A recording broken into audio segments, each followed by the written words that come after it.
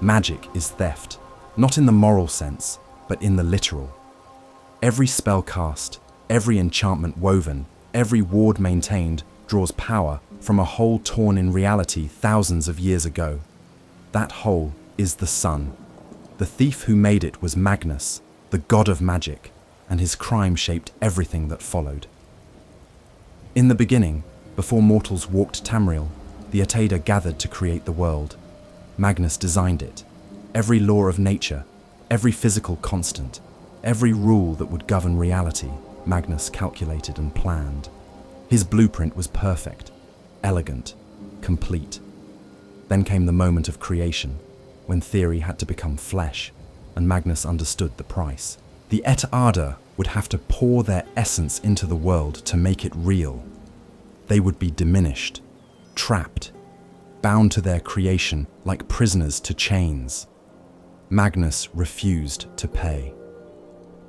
At the last possible instant, as the other spirits committed themselves irrevocably, Magnus tore himself free. The force of his departure ripped a hole straight through the fabric of reality. That hole became the sun. His followers, the Magna G, fled after him, creating the stars. Behind them, they left wounds in the world through which power leaked endlessly. That leaking power is magic, the price of creation paid by those who stayed, the gift left by those who fled. The earliest mortals found magic through accident and agony. The Uldma, ancestors of all elven races, had the strongest connection to the Ateda, and thus to magical understanding. They developed methods, created schools, established traditions. From them, knowledge spread. The Nords of Skyrim learned slowly, suspiciously, mixing magic with their Thuum, the voice taught to them by Parthenax during the Dragon War. They respected power, but distrusted those who pursued it too eagerly. Magic was useful. Mages were dangerous. This tension never resolved. The dragon cult ruled Skyrim for millennia. Dragon priests combined Thuum with sophisticated magic, wielding power that made them essentially immortal. They commanded armies, shaped weather, raised the dead. When the Dragon War ended their reign, magic became associated with tyranny in the Nordic mind. The old priests retreated to their tombs, some transforming themselves into liches through sheer force of will rather than accept defeat. Meroke, Hevnorak, Ragot, Volsung. They slept in the ruins, waiting, hating, refusing to accept that their time had passed. The Second Era brought the Mages Guild. Varna Scalarian, an Altmer who had grown disillusioned with the Sigic Order's secrecy, founded it on revolutionary principles, magic for all who showed talent, knowledge shared openly, mages serving society rather than standing apart. The guild established chapters throughout Tamriel. Skyrim received several. They were tolerated rather than welcomed, useful rather than celebrated, necessary rather than desired. Winterhold proved different. The city, isolated in Skyrim's frozen northeast, had always been more cosmopolitan than other Nordic settlements. Proximity to Morrowind brought Dunmer traders with different attitudes. The harsh climate demanded practical solutions. Magic worked when conventional methods failed. Winterhold became Skyrim's most magic-friendly city. The city in its prime rivaled Solitude. Stone buildings rose 4 stories. The harbour, protected by massive breakwaters, accommodated ships from across Tamriel. Markets offered goods from distant provinces. Libraries housed collections that scholars travelled months to access. 10,000 people called it home. Magic wove through daily life. Street lamps lit themselves at dusk. Public fountains never froze. Wealthy homes featured magical heating. The city guard carried enchanted weapons. Magic was not hidden in Winterhold. It was celebrated. The Mages Guild chapter house grew to become one of the largest in Skyrim, attracting talented practitioners from throughout the province and beyond. But the guild carried within it the seeds of its own destruction. The organization had grown bureaucratic. Distant administrators in Cyrodiil made decisions that ignored local conditions. Regulations meant to prevent dangerous practices became stifling. talented mages chafed under arbitrary restrictions. Worse, the guild's connection to the Empire drew it into political conflicts that had nothing to do with magical research. Resources were diverted to support imperial military operations. Members were pressured to take political positions.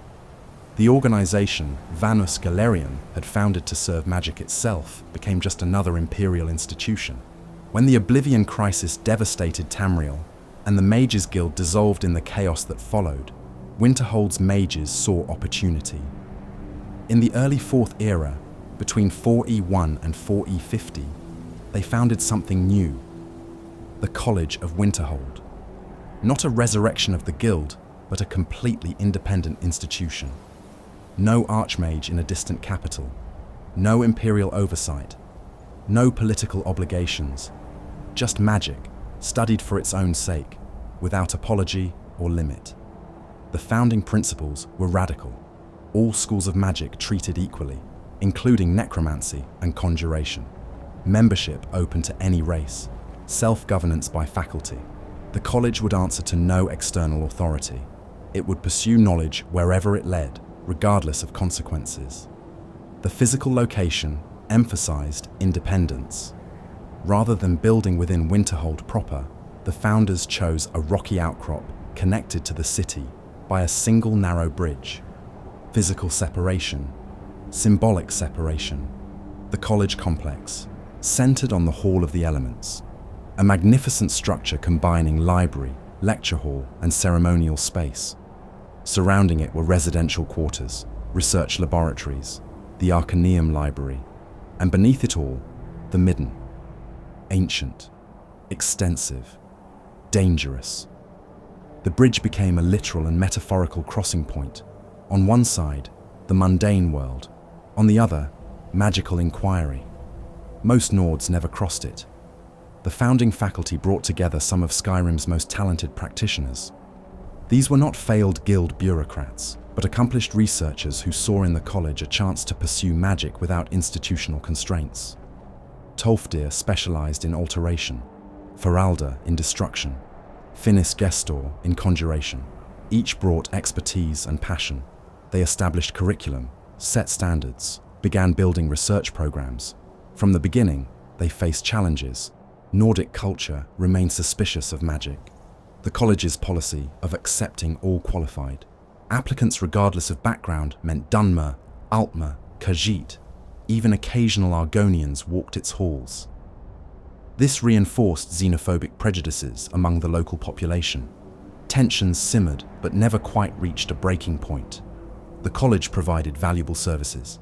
Its presence made Winterhold important. Mutual benefit overcame mutual distrust. For decades, this arrangement held. The college grew in reputation and capability. Its library expanded. Its faculty published research. Its students went on to positions throughout Tamriel. Winterhold prospered from the association, drawing visitors and trade. The relationship was complicated but functional. Then came Frostfall 17th, 4E, 122. The night everything changed, the Great Collapse. The evening began ordinarily. Winter had arrived early that year, bringing heavy snow and bitter cold. Most of Winterhold's citizens were indoors, gathered around fires, waiting out the storm. The harbour stood empty. The streets were deserted, except for guards and a few desperate souls hurrying between buildings. A typical northeastern winter night, harsh but familiar. Then came the sound, deep rumbling that seemed to rise from beneath the city itself, like thunder but sustained, growing louder rather than fading. Buildings began to shake, items fell from shelves. People rushed outside, confused and terrified, unsure whether to seek shelter or flee into the storm. The shaking intensified. Stone cracked, glass shattered. Then the ground gave way. Not slowly, not with warning. Great chunks of Winterhold simply ceased to exist. Buildings toppled into voids that opened beneath them. Streets cracked and fell away in sections. The harbour breakwaters disappeared into the sea. People ran desperately, trying to reach solid ground, watching in horror as friends and family vanished into darkness. The destruction spread from the waterfront inland, consuming the lower city first, but eventually reaching into the heights. The catastrophe lasted perhaps half an hour, though survivors' accounts varied wildly. Some claimed minutes, others insisted hours. Trauma made accurate recall impossible. By the time the shaking stopped and the dust settled, approximately 3/4 of Winterhold had vanished into the sea of ghosts. The waterfront, gone. The lower city, gone. The harbour, gone. The market district, gone. Most residential areas, gone. Several thousand people lived in Winterhold before the collapse. Only a few hundred survived. The College of Winterhold, perched on its rocky outcrop, survived completely intact. Not a single stone displaced, not one window broken. The bridge connecting it to the city remained solid and functional. While hundreds died in the city below, not a single college member suffered so much as an injury. The contrast could not have been more stark or more damning. Survivors staggered through ruins in shock and grief, searching for loved ones who were gone, trying to salvage possessions from buildings that no longer existed.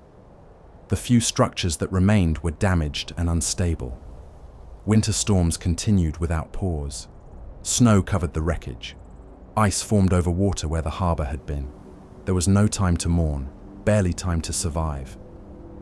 The living focused on finding shelter, gathering supplies, making it through each day and night. The college response came immediately but felt insufficient. College healers treated the injured, though there were far fewer wounded than dead. The collapse had killed quickly and thoroughly. College mages used magic to stabilize dangerous structures and clear debris. They shared food and supplies from their stores, but they offered no explanation for the disaster, no insight into why the city had fallen while the college stood. Their help, however well-intentioned, came from the untouched to the devastated, from those who had lost nothing to those who had lost everything. Theories proliferated immediately. Some survivors insisted they had seen magical lights from the college just before the disaster, suggesting experiments gone catastrophically wrong. Others claimed the college had been warned in advance and protected itself while allowing the city to be destroyed. A few whispered about Daedric pacts, arguing that the college had sacrificed Winterhold to some dark entity in exchange for power. These accusations had no evidence. That did not diminish their emotional power. The college's own investigation yielded frustratingly few concrete answers. The disaster had characteristics of both natural and magical catastrophes, without perfectly matching either. Winterhold sat on sedimentary rock formations inherently less stable than the college's granite outcrop. Centuries of waves and currents had undermined foundations. A severe storm, underground water flow, or other natural factors might have triggered a massive landslide. But other aspects pointed toward magical causation. The speed and completeness exceeded what natural processes typically produced. The precise boundaries of the destruction, stopping exactly where college grounds began, seemed suspiciously convenient. Some detected lingering magical signatures in the ruins, though these could have been from disrupted enchantments throughout the city. One theory that gained traction involved the Thalmor and the Aldmeri Dominion. In 4E 122, the war between Empire and Dominion was in its bloodiest phase. The Thalmor had demonstrated willingness and capability to use devastating magical attacks. They possessed knowledge and resources to execute the kind of coordinated assault that might cause such destruction. Their hatred of the Empire extended to all its institutions, but no evidence directly linked the Thalmor to the collapse. They never claimed responsibility for what would have been a significant victory. The question remained frustratingly open, with evidence pointing in multiple directions without definitively proving anything. The most unsettling theory, discussed only privately among senior college members, involved the nature of the college's protective wards. These wards, established when the college was founded, were powerful and sophisticated, drawing on techniques from multiple magical traditions. They protected against physical and magical threats, natural and supernatural disasters. But wards required power, tremendous amounts of it for protections of that scale. Where did that power come from? Some mages theorized that the wards drew power from the surrounding area, essentially using Winterhold itself as a magical battery. Under normal circumstances, this would be harmless. The power draw distributed across such a large area would be unnoticeable. But if the wards had been activated fully, responding to some perceived threat, they might have pulled so much power so quickly that they destabilized the very ground they were supposed to protect. The college might have inadvertently cannibalized Winterhold while protecting itself. This theory was never proven. Most college members rejected it as technically implausible and morally unbearable. But it could not be completely dismissed. Whatever the true cause, the consequences were clear and terrible. Winterhold was destroyed as a major city, reduced to a handful of ruins and desperate survivors. The college survived but was isolated, connected to the mainland by a single bridge and separated by a gulf of suspicion and hatred from those who had once been its neighbors. Jarl Corir, who led Winterhold after the collapse, embodied the city's bitter resentment. He had lost family in the disaster. His city had been reduced from significant power to barely viable settlement. The college stood as constant reminder of what had been lost and who had been spared. Corir believed, or at least publicly claimed, to believe that the college was responsible. He advocated for closing the institution, scattering its mages, reclaiming its resources for the city's rebuilding. Only practical considerations prevented Corir from acting on these impulses. The college was too powerful to assault directly. Attacking it would unite the mages in self-defense and result in destruction worse than the collapse. Additionally, the Empire still technically protected the college. Interfering with it might bring consequences Winterhold could not afford. Most pragmatically, the college remained the only thing that made Winterhold remotely significant. Without it, the settlement would be just another dying town on Skyrim's frozen coast, not worth mentioning in any historical account. Corir's hatred warred with necessity. The college endured. The college adapted to its new reality through combination of defiance and retreat. The faculty maintained their research and teaching, insisting that the pursuit of magical knowledge transcended local politics and popular prejudice. They continued accepting students, though recruitment became more difficult when potential applicants knew they would be studying in a place viewed with hatred by the local population. They reduced interactions with Winterhold to the absolute minimum necessary, creating a self-contained community that needed little from outside its walls. This isolation had profound effects on the college's culture and character. Cut off from the broader magical community, the institution became more insular and eccentric. Research pursued paths that might have been moderated by external feedback. Teaching methods evolved in unique directions. Faculty and students developed a siege mentality, viewing themselves as keepers of knowledge in a world that rejected learning. The faculty of the college in the Fourth Era represented what remained of Skyrim's academic magical tradition. Tolfdir, the Alteration Master, was among the oldest and most respected. He had been teaching at the college for decades, possibly since its founding, though his exact age was unclear and he refused to discuss it directly. Tolfdir specialized in protective magic and wards, making him crucial to maintaining the college's defensive systems. His teaching style was patient and encouraging, focused on building fundamental understanding rather than rushing to advanced techniques. Students found him approachable and kind, a grandfather figure in an institution that otherwise felt cold and impersonal. But Tolfdir carried secrets and sorrows. He had been present in Winterhold on the night of the collapse, though at the college rather than in the city. He had witnessed the destruction, heard the screams, felt the ground shake. Some whispered that he blamed himself, believing that if he had been more skilled or knowledgeable, he might have detected and prevented whatever caused the disaster. Feralda, the destruction master who guarded the college bridge, represented the institution's public face to outsiders seeking admission. She was an Altmer with typical high elf pride, but also genuine passion for her field. Destruction magic, The art of causing controlled harm through magical means was often misunderstood and stigmatized. Feralda worked tirelessly to demonstrate that it was a legitimate field of study with practical applications beyond warfare. Her demonstrations of control and precision showed that destruction was not about chaos, but about understanding and directing force. She had joined the college relatively recently, arriving sometime after the collapse when the institution was already isolated and struggling.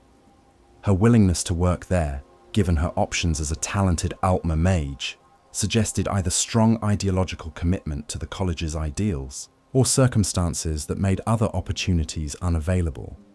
She never discussed her past in detail, maintaining professional distance typical of senior faculty. Finis Gestor, the Conjuration Master, occupied perhaps the most controversial position in the entire faculty. Conjuration, the magic of summoning beings from oblivion and manipulating souls, was viewed with horror and disgust by most Nords. It was associated with Daedric corruption, necromancy, and moral depravity. That the college not only taught conjuration, but employed a master dedicated to advancing the field, confirmed, for many, that the institution was evil and corrupt. The fact that Gestor was Breton, a race many Nords already distrusted, only reinforced prejudices. Gestor was aware of his reputation and seemed to take sardonic pleasure in confirming the worst assumptions about conjurers. He was openly dismissive of conventional morality, arguing that judging magical practices by emotional reactions rather than objective effects was intellectually bankrupt. He maintained that studying summoning and soul manipulation was essential to understanding the true nature of reality, which involved Daedra and oblivion, whether people wanted to acknowledge it or not. But beneath his provocative exterior, Gestor was careful and ethical by his own standards. He did not summon Daedra carelessly or trap souls without purpose. He understood the dangers of his field better than critics and took precautions they could not imagine. His apparent amorality was partly performance, designed to test students and force them to think seriously about the implications of the power they were seeking. Those who studied under him long enough came to recognize that his ethics were simply more complex than conventional approaches, not absent. He treated death as a natural phenomenon to be studied and understood, not as sacred boundary that must never be questioned.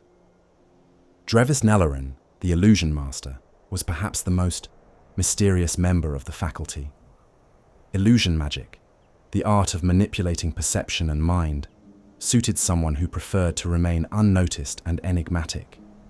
Nellorin was expert in invisibility spells, both literal and metaphorical. He moved through the college like a ghost, present but rarely seen, speaking little but observing everything. Students found him difficult to approach, not because he was hostile, but because he seemed barely present, as if his attention was always elsewhere. His specialty was memory manipulation and consciousness alteration, the darker aspects of illusion magic that raised profound ethical questions. Could mages justifiably modify someone's perceptions or memories, even for seemingly benign purposes? Where was the line between helpful suggestion and mind control?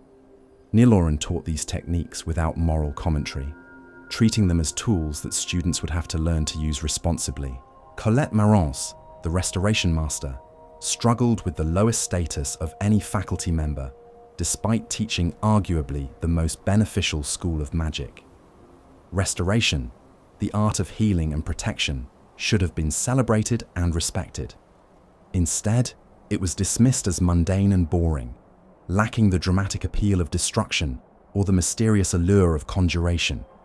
Marance constantly fought for recognition and resources, insisting that her field was as worthy of study and advancement as any other. Her frustration reflected broader patterns in magical education. The flashier schools attracted more students and funding. Research in destruction and conjuration was considered more significant than work in restoration. This was partly practical. Combat magic had more immediate applications and commercial value, but it also reflected deeper problems with how magic was understood and valued. The college, despite its ideals, had internalized many of the same prejudices it claimed to reject. Sergius Turianus, the college enchanter, represented the commercial and practical side of magical work. Enchanting, the art of binding magical effects into objects, was simultaneously respected for its utility and dismissed as mere craftsmanship rather than true scholarship. Turianus provided essential services, creating and maintaining the enchanted items that college members relied on. But he was not really considered part of the academic faculty, more of a specialist technician who happened to work at the college. Turianus seemed content with this arrangement. It gave him independence and allowed him to pursue projects without the political complications that plagued the teaching faculty. He experimented with enchanting techniques that pure academics might have dismissed as too practical or applied. His work with soul gems and magical item creation pushed boundaries while serving clear purposes. Urag Groshub, the college librarian and custodian of the Arcaneum, held a position of tremendous responsibility and surprisingly little recognition. The Arcaneum was the college's heart, containing thousands of books and scrolls accumulated over decades. This collection included common texts available elsewhere, but also rare manuscripts, unique research notes, and irreplaceable historical documents. Managing this collection, cataloguing new acquisitions, maintaining preservation spells, and assisting researchers required skills that few appreciated until they needed specialized knowledge. Urag was an orc, member of a race that most Nords associated with savagery and violence rather than scholarship. His presence at the college challenged stereotypes simply by existing. He was scholar in the truest sense, devoted to books and knowledge with intensity that bordered on obsessive. He guarded the Arcaneum's collection ferociously, treating every volume as precious, regardless of its condition or subject matter. But Urag also served as the institutional memory of the college, in ways that even the Archmage did not. He knew what research had been done, what questions remained unanswered, where previous investigators had succeeded or failed. He could guide students to obscure sources that contained exactly what they needed. He preserved not just books, but the knowledge of how to use them, how to extract meaning from ancient texts written in archaic language about subjects that no longer existed in familiar forms. The Arcaneum itself was a marvel of magical and conventional architecture. The main reading room featured soaring ceilings, natural light from clear-story windows, and acoustics that encouraged quiet study. The book storage areas extended far beyond what was visible, using spatial manipulation to fit more books than should have been physically possible in the available space. Preservation wards maintained constant temperature and humidity. Security enchantments prevented theft while allowing legitimate research. But the Arcaneum also contained darker knowledge than casual visitors realized. The restricted section, accessible only to senior faculty and specially authorized students, held books on necromancy, Daedric summoning, soul manipulation, and other practices considered dangerous or immoral. The college's student body reflected the institution's complicated position in Tamrielic magical education. The college attracted those who could not or would not study elsewhere. People fleeing persecution, rebels against their own culture's restrictions, the desperately ambitious who saw the college as their only path to power. This created diverse but troubled community, filled with people who had nowhere else to go, and often carried deep psychological wounds from their past experiences. Jazago, a Khajiit student who served as unofficial representative of the student body, embodied both the college's ideals and its challenges. Jazago came from elsewhere specifically to study at the college, because of its reputation for accepting all races and focusing purely on magical merit. No other major magical institution in Tamriel would have admitted a Khajiit on equal terms with elven or human students. Jazago's ambition was boundless. He wanted to become the most powerful mage in Tamriel, surpassing all teachers and rivals.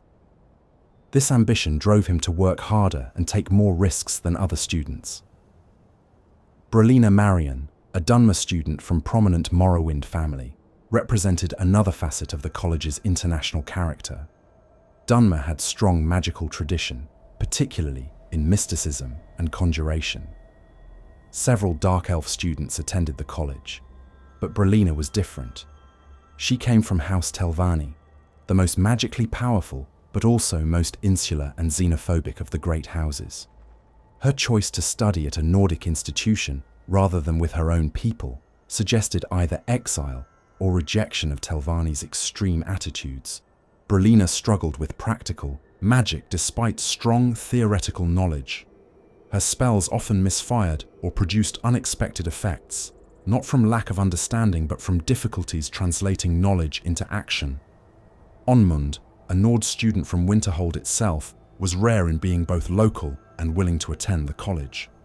Most young Nords with magical talent either suppressed it or left for other provinces where magic was more accepted. Onmund had chosen to embrace his abilities despite knowing it would make him outsider in his own homeland. His family had sent him to the college hoping he could be cured of his magical nature. He had chosen to stay despite their rejection, pursuing magic as both calling and rebellion. Onmund's position was psychologically complex. He was culturally Nord, sharing many of his people's values and assumptions, but also mage, which those same values insisted was unnatural and wrong. Life at the college was demanding in ways that went beyond mere academic rigor. The isolation meant students had little contact with the outside world, creating hothouse atmosphere where conflicts and obsessions could grow unchecked. The harsh climate added physical stress. Winter in northeast Skyrim tested endurance, even for those raised in cold environments. The constant awareness of Winterhold's hostility created psychological pressure. Students knew they were hated simply for being there. And the magic itself was dangerous. Students regularly injured themselves or others through accidents, experiments gone wrong, or simple carelessness. The curriculum combined traditional magical instruction with research expectations that set the college apart from other institutions. Students were not merely learning established techniques, but expected to push boundaries and develop new approaches. The Midden, the extensive underground complex beneath the college, embodied both the institution's commitment to knowledge and its darker aspects. Originally constructed as storage and utility space, the Midden had evolved into warren of laboratories, workshops, repositories, and areas whose original purpose had been lost to time. The upper levels were still actively used, holding supplies, equipment, and research materials that needed secure storage. But the deeper one descended, the more abandoned and sinister the Midden became. The middle levels contained old laboratories, some dating back to the college's founding, or even earlier to the Mages Guild period. These spaces showed evidence of experiments that had been abandoned rather than completed. Glassware still holding mysterious substances, summoning circles still active after decades, notes written in shaking hands describing effects that should not have been possible. The lowest levels of the Midden were dangerous even for experienced mages. Reality became unstable in these depths, affected by centuries of magical experimentation in confined spaces. The walls seemed to shift when not directly observed. Sounds echoed in ways that violated acoustic principles. Shadows moved independently of light sources. The air itself felt wrong, charged with residual magic that could trigger unpredictable effects in anyone casting spells or carrying enchanted items. Among the Midden's many mysteries, one of the most disturbing was the Augur of Dun Lane. This entity, or phenomenon, appeared as sentient concentration of magical energy, speaking but having no visible form beyond shifting patterns of light. The Augur claimed to have once been student at the college who had ascended beyond physical existence through magical experimentation. Whether this account was true or the Augur was something else entirely masquerading as former student remained unclear. The Augur existed in chamber deep in the Midden, bound by wards that prevented it from leaving, but also prevented others from destroying it. It offered cryptic advice and prophecies to those who sought it out, occasionally accurate, but always unsettling. The Augur's existence raised troubling questions about the boundaries of magical research. If it truly was transformed student, What experiment had produced such result? Had the transformation been intentional or accidental? Did the augur suffer in its current state, or had it truly achieved the transcendence it claimed? The college faculty had no definitive answers, but continued to maintain the chamber and wards that contained it. Another notorious midden location was the Atronak Forge, ancient construct of unknown origin that could create items, creatures, and effects through processes that defied standard magical theory. The forge predated the college, possibly even predated the Mages Guild, suggesting origins in the Merethic or early First Era. It operated on principles that seemed to involve Daedric influence, but was not itself Daedric artifact. Its existence challenged assumptions about the boundaries between different types of magic. The forge's recipes, inscribed on ancient tablets and accumulated in scattered notes throughout the midden, allowed for creation of specific items through combination of materials and magical catalysts. The most disturbing aspect of the midden was the evidence of failed experiments and their victims, frozen corpses of students who had ventured too deep and never returned, animated remains that showed evidence of necromantic experimentation, summoned creatures that had escaped control and taken up permanent residence in the tunnels, the accumulated tragedy of centuries of magical research where costs of failure were often measured in lives.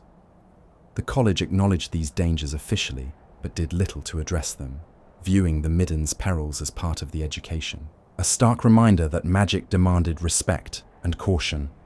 Students who died in the midden had made mistakes. Those mistakes had consequences. That was how one learned. The relationship between the college and its Psijic rivals added another layer of complexity to institutional dynamics. The Psijic order, based on Artaeum Island that appeared and disappeared from the physical world, represented everything the college claimed to oppose: secrecy, elitism, isolation from mundane concerns, refusal to share knowledge openly. Yet the Psijics possessed magical capabilities and understanding that exceeded anything the college could match. This created complicated mixture of contempt and envy within the college faculty. When Psijic monks appeared at the college during the Eye of Magnus crisis, their arrival was simultaneously validating and humiliating. Validating because it confirmed that the college's research had attracted attention of the most advanced magical practitioners in existence. Humiliating because the Psijics treated college members as well-meaning amateurs who had stumbled into something beyond their comprehension. This brings us to the Eye of Magnus, the discovery that would test the college more severely than even the Great Collapse had. The artifact was found in Sarthal, the ancient Nordic city buried beneath snow and ice north of Winterhold. An excavation led by Tolfdir, intended as practical training exercise for students, uncovered chambers that had remained sealed since the city's destruction thousands of years ago. Within those chambers waited object that defied all attempts at understanding or classification. The Eye of Magnus appeared as massive sphere, perhaps 15 feet in diameter, floating unsupported in the center of chamber that seemed designed as shrine or prison. Its surface showed no texture, no seams, no indication of how it had been constructed or what it was made from. It emitted light, but not heat, hummed at frequencies below normal hearing, radiated magical energy that overloaded detection spells through sheer intensity. Even looking at it directly caused discomfort, as if the human eye was not designed to process what it was seeing. Tolfdir recognized immediately that this was discovery of profound significance. He sealed the chamber and reported to Archmage Savos Aren, recommending extreme caution in any further investigation. But Aren, eager for the scholarly prestige such discovery would bring to the college, ordered the eye transported to the college itself for proper study. This decision, understandable from academic perspective, was catastrophic from security standpoint. It brought object of immense and poorly understood power directly into the college's heart. The eye's presence at the college created multiple problems simultaneously. Its magical radiation interfered with spells and enchantments throughout the complex, causing equipment failures and unpredictable effects. Students and faculty reported disturbing dreams and altered perceptions after exposure. Most ominously, Ancano, the Thalmor advisor who had been placed at the college ostensibly to facilitate cooperation between the Aldmeri Dominion and the institution, showed intense and suspicious interest in the artifact. His inquiries went far beyond academic curiosity, suggesting he knew or suspected things about the Eye that he was not sharing. Ancano's presence at the college exemplified the institution's complicated relationship with political power. The Thalmor, having recently fought and won devastating war against the Empire, sought to expand their influence throughout Tamriel. Placing advisors and observers in key institutions was part of this strategy. The college, despite its isolation, was too significant to ignore. It represented magical knowledge and capability that the Thalmor wished to either control or neutralize. Aren had accepted Ancano as price of maintaining the college's independence, allowing one Thalmor agent in exchange for avoiding more extensive interference. But Ancano was not merely observing. He was agent with specific mission parameters and access to resources beyond what the college suspected. His interest in the Eye revealed that the Thalmor knew more about it than any college researcher. This suggested either that they had encountered similar artifacts before, or that they possessed historical knowledge that had been lost to other societies. Either way, Ancano's presence transformed from nuisance to existential threat once the Eye was in play. The Psijic intervention came without warning or explanation. Quaranir, high-ranking monk of the Order, appeared through magic that froze time for everyone except himself and the Dragonborn who had been present during the Eye's discovery. His message was simple and terrifying. The Eye of Magnus could unmake reality if misused. Ancano intended to misuse it. Only the Dragonborn could prevent catastrophe because they were outside the normal flow of destiny that bound other mortals. This intervention raised as many questions as it answered. How did the Psijics know about the Eye's discovery? What was their connection to Magnus or to the artifact?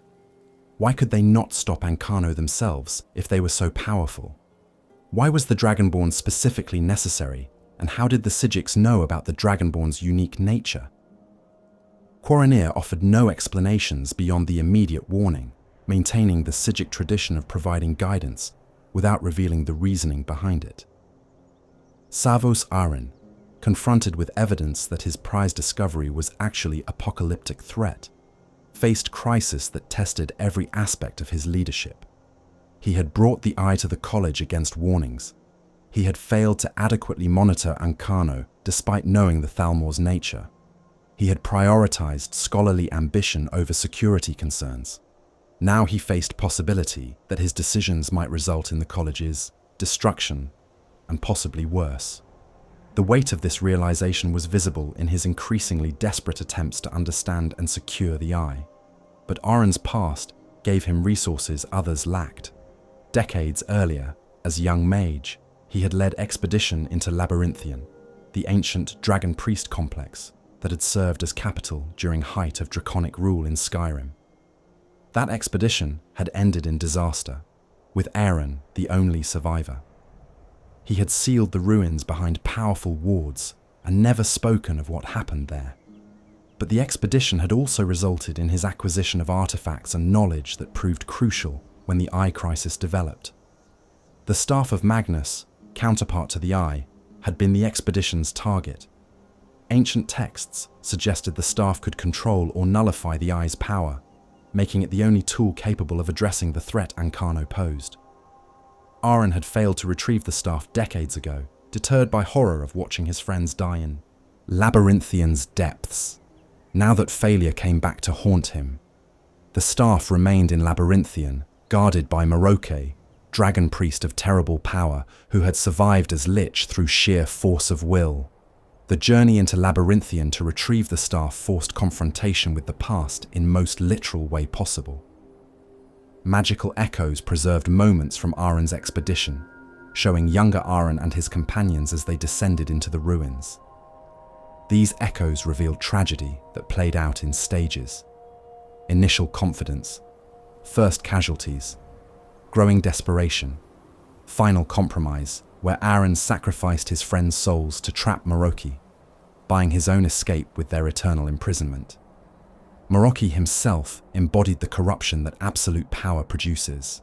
As Dragon Priest, he had wielded authority second only to the dragons themselves, ruling over thousands of humans who worshipped him as intermediary to divine beings. His power had been vast, combining Thu'um mastery with sophisticated magical knowledge. When the Dragon War ended draconic rule, Merethic had refused to accept defeat. He had transformed himself into Lich, binding his essence to the staff so that he could endure indefinitely, maintaining his rule over empire that no longer existed. Centuries of isolation had driven Merethic into a form of madness that was somehow more terrifying than mere insanity. He maintained elaborate pretense of ruling, holding court in empty chambers, delivering judgments to non-existent subjects, conducting ceremonies for administration that consisted only of Draugr, who had no will beyond following ancient orders. He existed in delusion so complete that reality itself seemed to bend around him. Fighting Merethic meant combating not just his power, but his ability to make his delusions temporarily real, imposing his distorted perception on the world. The defeat of Merethic and retrieval of the Staff of Magnus came at cost that extended beyond mere physical danger. Those who descended into Labyrinthian witnessed horrors that defied natural law. They experienced moments where reality became negotiable, where past and present overlapped, where boundaries between life and death blurred. The Dragon Priest's death released energies that had been bound for thousands of years, affecting everyone present in ways that might not be immediately apparent, but would certainly have long-term consequences. Returning to the college with the staff revealed that the crisis had escalated during the Labyrinthian expedition. Ancano had made his move, activating the Eye using techniques that bypassed all security measures. The power flowing through him transformed the Thalmor agent into something that exceeded mortal limitations. His first act was to kill Savos Aren, eliminating the only person who might have stopped him through conventional means. The Archmage died defending the college, but his death came too late to prevent the catastrophe he had inadvertently enabled. The magical explosion that followed Ancano's activation of the Eye could be seen from Solitude. The college's wards, strained beyond their design capacity, began failing. Mirabelle Irvine, the master wizard who served as Aren's second-in-command, organized desperate defense that held the wards together long enough to prevent immediate catastrophe. But the effort cost her life, magical feedback from the overloaded systems killing her even as she succeeded in buying time for others to respond. The final confrontation with Ancano revealed the full scope of the Thalmor plan. He had not simply wanted power for himself. The Eye of Magnus, properly activated, could supposedly undo the fundamental structure of reality, returning existence to the state before convention, before the creation of the mortal plane. This aligned with deepest aspects of Thalmor ideology, their belief that the mortal plane was prison created by Lorcans, treachery, and that existence itself was curse from which they needed to escape. Whether Ancano could actually have achieved such apocalyptic goals remained unclear. The Eye's true nature was never definitively determined. Was it actually relic of Magnus, left behind when he fled creation? Was it something else entirely, perhaps even part of Magnus himself? Its power was certainly immense, but power and purpose were not the same.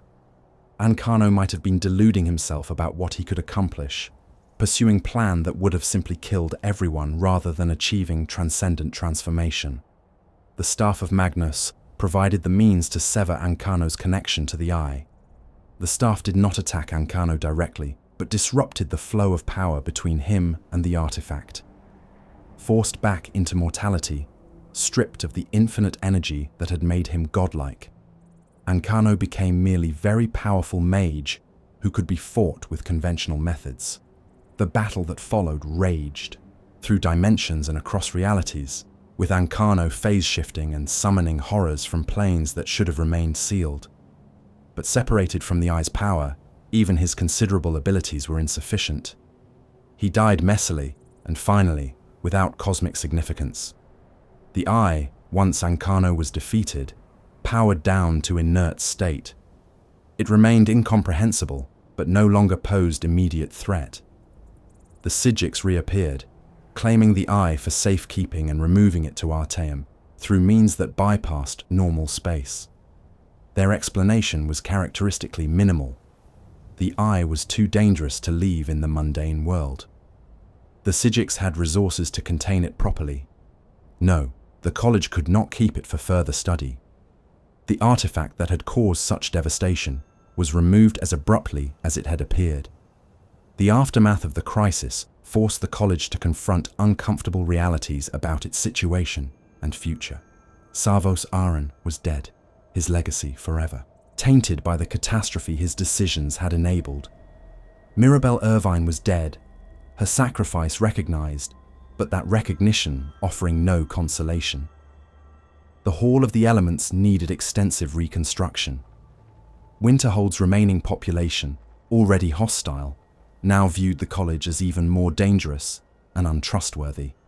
The Eye affair had seemingly confirmed every negative stereotype about mages and their reckless pursuit of knowledge. The college's response was to elevate the Dragonborn, who had been instrumental in resolving the crisis, to the position of Archmage.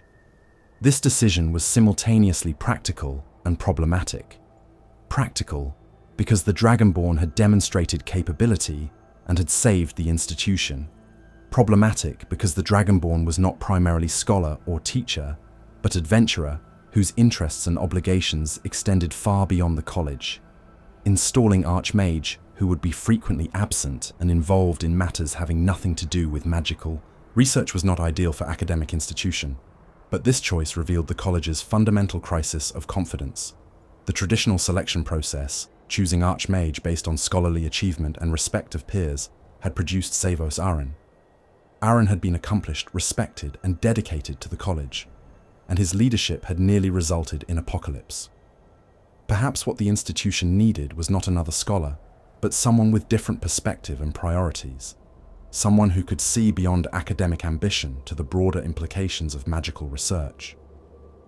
The practical governance of the college fell to Tolfdir and other senior faculty members, with the Dragonborn serving as titular head and ultimate authority when present.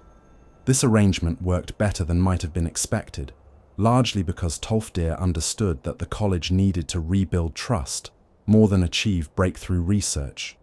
He emphasized safety protocols and ethical guidelines that previous administrations had allowed to atrophy. He reached out tentatively to Winterhold, not apologizing for the college's existence, but trying to demonstrate that magic could serve rather than threaten the community. The question of what the college should become remained open and contentious. Some faculty argued for returning to pure research focus, insisting that the Eye crisis was aberration and that magical advancement remained the institution's primary purpose. Others contended that the crisis proved the need for more ethical oversight and practical application of magical knowledge, rather than pursuing power for its own sake. Still others suggested that the college should embrace its pariah status, becoming refuge for the kind of controversial research that no other institution would support. The Great Collapse's true cause remained unresolved, another mystery in an institution filled with them. The official position was that natural geological instability had caused the disaster, with the college's survival being fortunate coincidence rather than sinister design. But this explanation satisfied no one who actually examined the evidence. Alternative theories continued to circulate, each with partial supporting evidence, but none with definitive proof. The most likely scenario was that multiple factors had combined. Natural instability exacerbated by magical effects, creating catastrophe that neither cause alone would have produced. This uncertainty had profound implications for the college's relationship with Winterhold and Skyrim more broadly. Without definitive answers about the collapse, the institution could never fully escape the shadow of suspicion. Every accident, every unexplained phenomenon, every piece of bad luck that befell Winterhold was attributed to the college by those predisposed to blame magic users. The college could perform helpful acts, and maintain impeccable behavior. Nothing could overcome the fundamental fact that it had survived when the city fell.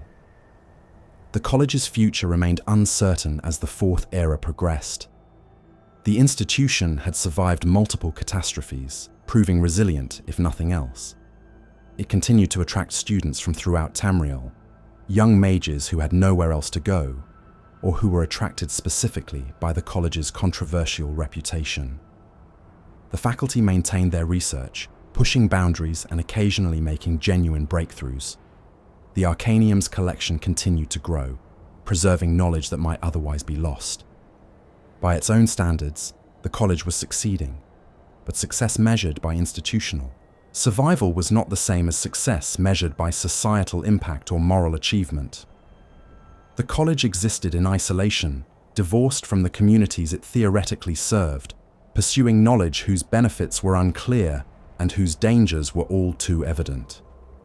The Eye of Magnus crisis had demonstrated that the college's commitment to unrestricted inquiry could threaten not just individual lives, but existence itself. Perhaps some restrictions, some ethical boundaries, some willingness to forego knowledge were not censorship, but wisdom. Or perhaps the problem was not knowledge itself, but lack of wisdom to use it well. Magic was not inherently dangerous.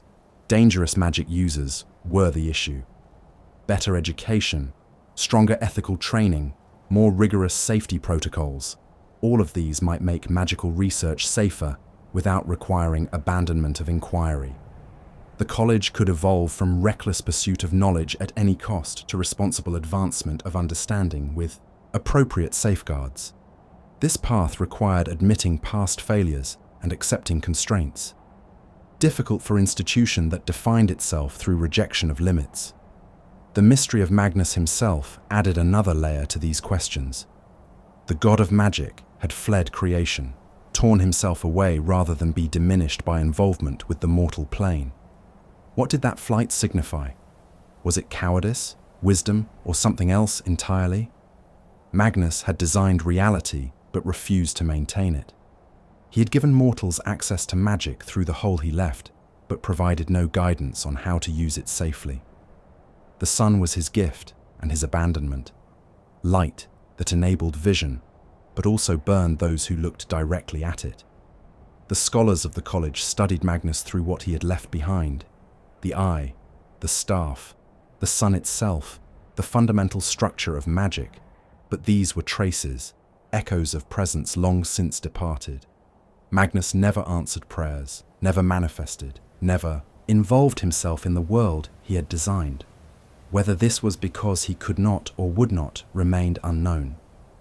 The god of magic was the most absent of all the deities, present only through implication and artifact. Some college researchers theorized that Magnus's withdrawal was not complete, that some part of him remained embedded in the very structure of magic itself.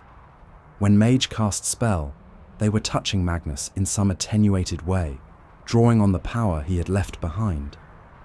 The most skilled practitioners sometimes reported experiencing something during their greatest achievements, sense of connection to intelligence and will beyond their own. Whether this was genuine contact with Magnus, or simply the mind creating meaning in the face of forces it could not fully comprehend, was debated extensively without resolution. The dragons returned to Skyrim, occurring around the same time as the Eye crisis, added another complication to the college's situation. Dragons had been extinct for thousands of years, relegated to legend and myth. Their sudden reappearance challenged fundamental assumptions about the nature of time, reality, and divine intervention.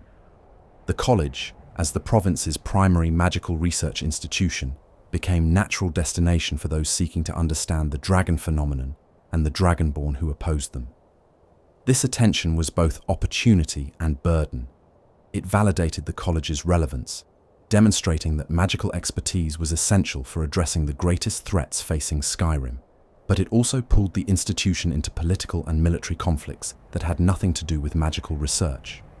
The college's scholars were pressured to provide solutions to problems that were existential rather than academic. and the presence of the Dragonborn as Archmage meant the college was inevitably drawn into the dragon conflict, whether its other members wanted involvement or not. The relationship between the college and the Companions, Skyrim's other major institution with ancient roots, revealed interesting contrasts. Both organizations preserved traditions stretching back centuries. Both stood somewhat apart from mainstream Nordic culture while being essential to it. Both had faced catastrophes that tested their survival. But where the Companions embraced their connection to Skyrim's heroic past, the college seemed isolated from it. Where the Companions' werewolf curse was specific and understood, the college's relationship with magic was diffuse and mysterious. The comparison highlighted the college's unique challenges. The Midden continued to expand beneath the college, new chambers and passages appearing in ways that defied normal architecture. Some attributed this to residual magic from centuries of experimentation, warping space itself. Others suggested the Midden was somehow alive, growing like organism, rather than being constructed like building. Whatever the cause, the deepest levels remained unexplored and possibly unexplorable. Students occasionally vanished into the Midden, some returning with tales of wonders or horrors, others never emerging at all. The Atronach Forge's true nature remained one of the Midden's deepest mysteries. Who had built it, and how? What was its connection to the Daedric realms, and why did it exist in the college's depths? Some theorized it predated not just the college, but even the dragon cult, suggesting it was remnant from earlier civilization that had occupied Winterhold before the Nords arrived. If true, this meant the college was built atop something far older and possibly more significant than anyone realized.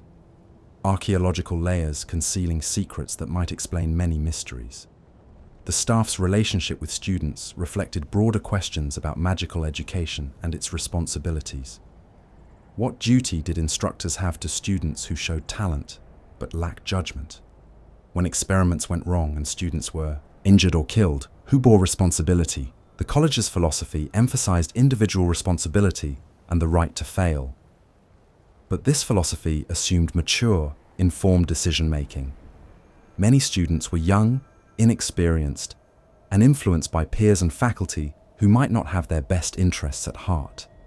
These questions became particularly acute with practices like necromancy. The college taught necromancy openly, treating it as a legitimate field of study rather than forbidden dark art. But necromancy involved manipulating the dead and their souls, practices that most cultures considered morally abhorrent. Students who studied necromancy, whatever their initial intentions, were learning skills that made them criminals in most of Tamriel. The college was producing magic users who would be hunted and persecuted if they left Skyrim. Was this ethical? Could the college claim moral high ground while teaching practices it knew society condemned? The college's gender dynamics were notably more egalitarian than broader Tamrielic society. Male and female mages were treated as equals, judged purely on magical ability without regard to sex. This equality was not philosophical, but practical. Magic did not discriminate based on gender, so neither should magical education. The faculty included both men and women in positions of authority. The student body was mixed without anyone considering this unusual. In this specific way, the college was more advanced than the supposedly progressive empire. But other forms of discrimination persisted. Racial prejudice affected non-human students and faculty members, despite official policies against it. Economic class shaped access to resources and opportunities, with wealthy students able to afford better equipment and materials. Academic politics created hierarchies based on specialty, with certain schools of magic receiving more prestige and funding than others. The college's ideals of pure meritocracy were aspirational rather than achieved, constantly undermined by the same human weaknesses that plagued other institutions. The question of the college's legacy remained open as the Fourth Era progressed into uncertain future. Had the institution advanced magical knowledge in ways that justified its costs? The research conducted at the college had certainly produced insights and capabilities that would have been impossible elsewhere. But those same capabilities had nearly destroyed Winterhold twice. First, possibly causing the Great Collapse, then almost enabling apocalypse through the Eye Crisis. Perhaps there were things that should not be known, questions better left unasked, powers that should never be developed regardless of intellectual curiosity. Or perhaps the problem was not knowledge itself, but lack of wisdom to use it well. Magic was not inherently dangerous. Dangerous magic users were the issue. Better education, stronger ethical training, more rigorous safety protocols, all of these might make magical research safer without requiring abandonment of inquiry. The college could evolve from reckless pursuit of knowledge at any cost to responsible advancement of understanding with appropriate safeguards. This path required admitting past failures and accepting constraints, difficult for an institution that defined itself through rejection of limits.